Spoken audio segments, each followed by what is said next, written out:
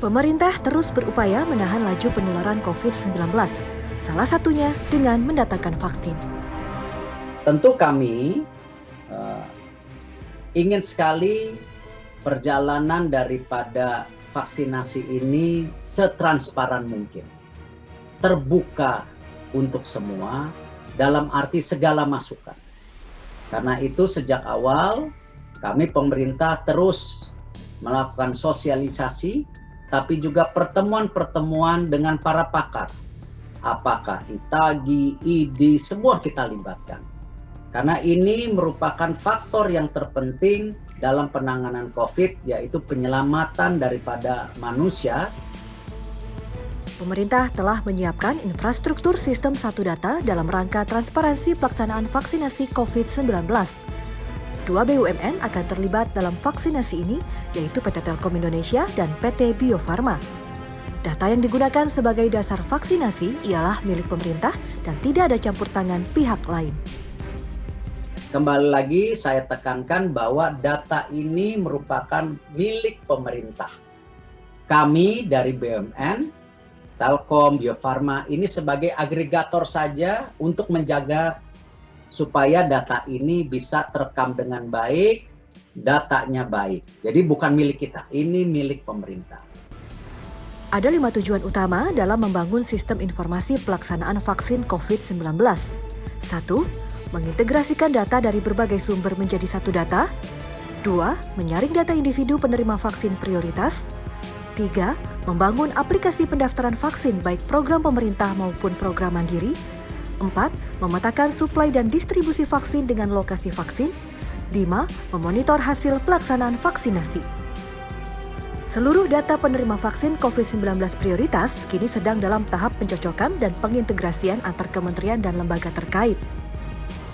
Ini akan atau sedang mengintegrasikan data dari berbagai sumber.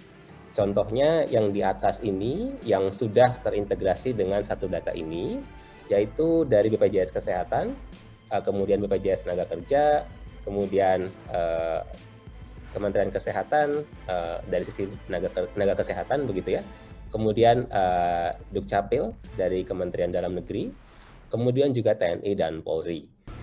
Sistem ini memberikan data untuk program vaksin COVID-19 pemerintah maupun program mandiri. Data yang sudah terdaftar dalam satu sistem tidak bisa terduplikasi dalam sistem lain, sehingga pemberian vaksin lebih tepat sasaran.